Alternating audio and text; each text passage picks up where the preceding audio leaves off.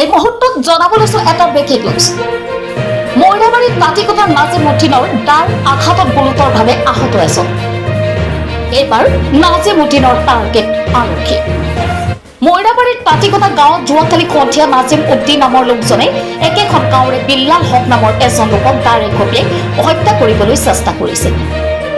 ভুক্তভোগীৰ এজাহাৰৰ ভিত্তিত মইৰাবাৰী আৰক্ষী থানাৰ এদল আৰক্ষী নাজিম উদ্দিনক আটক কৰিবলৈ যাওঁতে নাজিম উদ্দিনে মইৰাবাৰী থানাত কৰ্মৰত এগৰাকী মহিলা আৰক্ষীক মুখত খুচিয়াই আঘাত কৰে।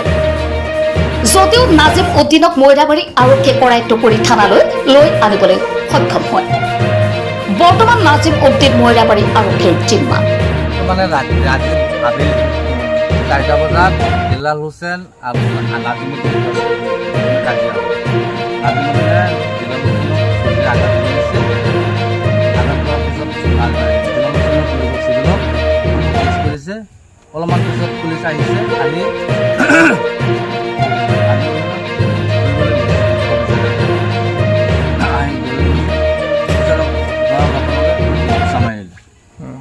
আমি মানে কোনে মাৰিছে?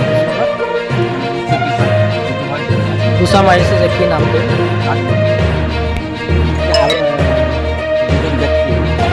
কি হোৱাটো তাৰপিছত নিজে দেখিছিলে? অঁ মই নামটো এটা মানুহ আগতে কৰিলে আৰু এজন আৰক্ষী তাকো তাৰমানে যি হাৰি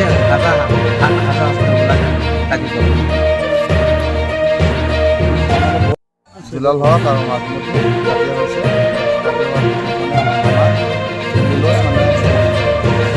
আঘাত কৰিছে। তাৰপিছত আমাৰ মামাক চিভিলত লৈ গৈছে আৰু আমি কেছ কৰিছোঁ। কেছ কৰাৰ পিছত আমাৰ আৰক্ষী আহিছে। তাৰপিছত আমাৰ কৈছিলে, তাৰপিছত পুলিচ আমাৰ এটা পুলিচ ইনস্পেক্টৰ আছিলে, তাক আঘাত কৰিছে।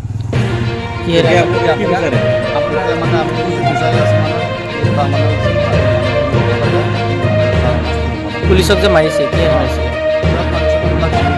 গৈছিলে তাকে হাতী বচা মাৰিছে।